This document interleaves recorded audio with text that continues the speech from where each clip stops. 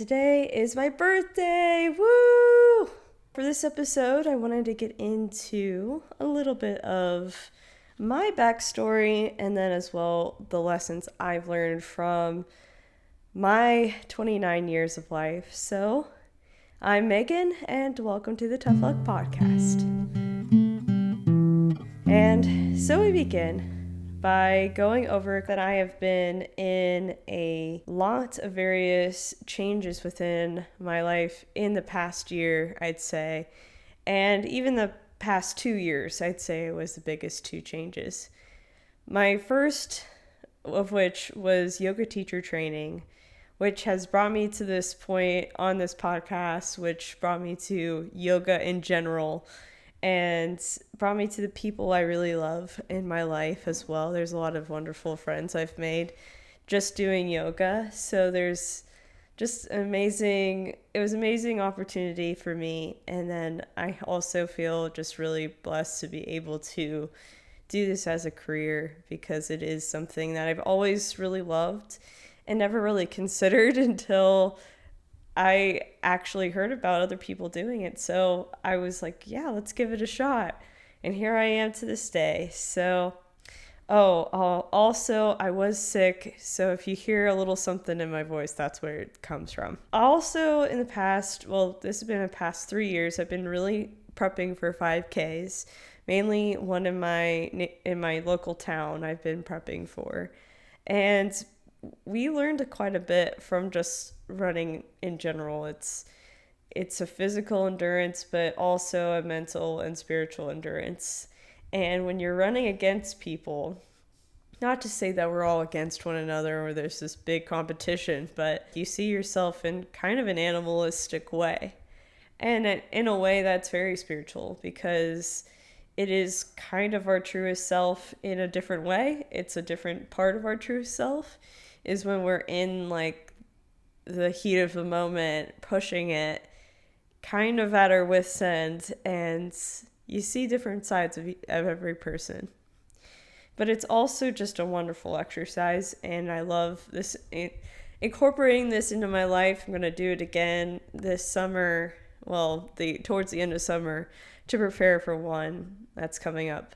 And also, I was really last year very invested into Vedic astrology. And I talked about it on the last episode, but you can certainly reference that or Google that. People have YouTube channels and things dedicated to Vedic astrology. So it is something that's starting to grow and get bigger.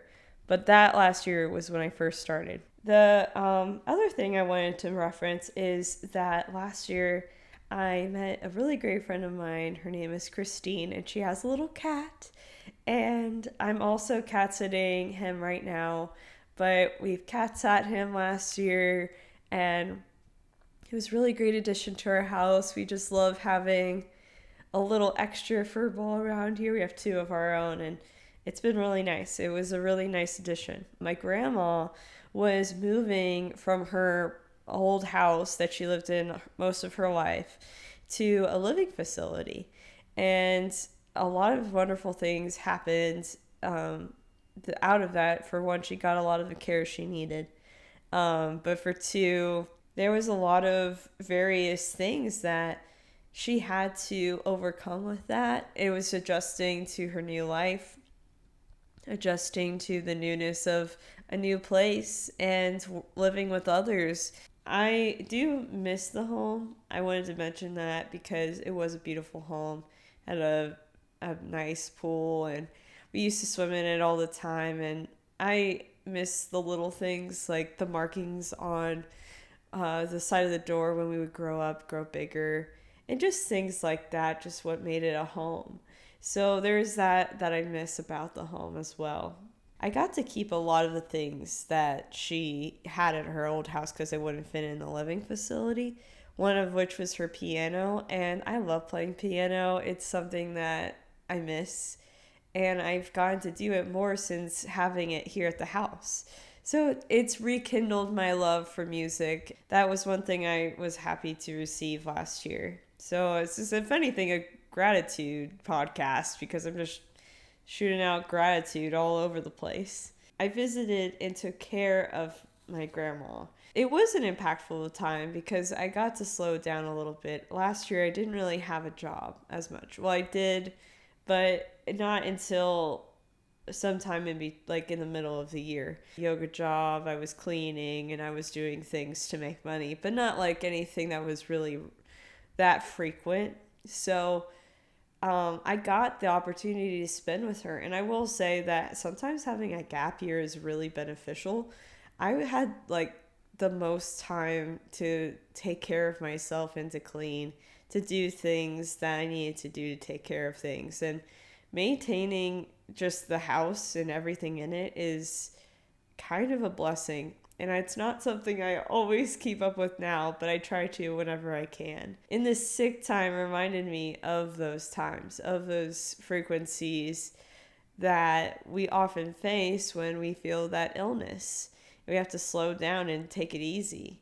So yeah, it kind of reminded me of times where I would have a lot more free time to be able to take care of various things, including myself. I was attending 2 different weddings last year for high school friends, and that was pretty cool. We got lots of various memories brought back just from being around a lot of people that I haven't seen. And well, I spend some time with them, but not like to that extent. So that was really nice. I was teaching at my first ever yoga studio, and this one was really big and really nice. I did end up moving studios, and it's nothing against those people. It was just a personal choice, and I was really happy and blessed to had the opportunity because I learned a lot about yoga through that. It was really a great time. The business was only just a dream. It wasn't even a part of my life last year in August. It was only just something that I know I wanted to do, but I never knew I could. And so the fact that I'm doing that now is kind of amazing to me. So it's pretty cool. I wrote down every detail of my yoga classes. I remember when I first started, I didn't have memory of the class in my head. So when I was teaching, I had to write down every little detail, what I was going to say. Kind of like a script almost. But now I definitely don't feel like I need it. And in fact, I will sometimes go in without a plan, which some people would say, "What? You have no plan?" But yeah, sometimes. The lessons that I've learned so far since last year around this time, like August, was I do things that I love to do, and I do things that I have to do. But I don't have to do things that I don't necessarily have to do, if that makes any sense. So what I mean by that is taking the time to really honor yourself, honor your body, honor your space, and limit the amount of plans being made sometimes. And then another lesson I learned was eat, drink, rest, repeat. Now this one's super important because I feel like I got sick because I didn't rest. And so taking the time to rest is crucial. And hydrate. Enjoy your own company and the simple things. Now this part is really difficult because enjoying my own company used to be very difficult for me. I liked myself back then, but I feel like there was a level of which I didn't want to spend time with myself. I either just preferred the company of other people or just didn't know how to be with myself. And now I really do. I know how to be with myself more now. I'm an extrovert, so it's a little more difficult. Some people might find this part easy, so. But living for the simple things, that one's tricky. Some people actually find it pretty easy, but just like a simple, nice day, like going outside and spending some time in the fresh air on a nice day, or even just appreciating like a warm cup of coffee, or just the little things that don't even really have anything to do with the bigger picture, just those small things that are completely, sometimes they're free. I am trying my best to enjoy those things because they are special, and just because they don't cost money or a lot of money doesn't mean they're any less special. Sometimes the cheaper things are more special, so keeping that in mind, everything in life is a loose plan. And this part has been very tricky because, like I said, going back to spending time with myself, I would be so hard to forgive people if they canceled a plan.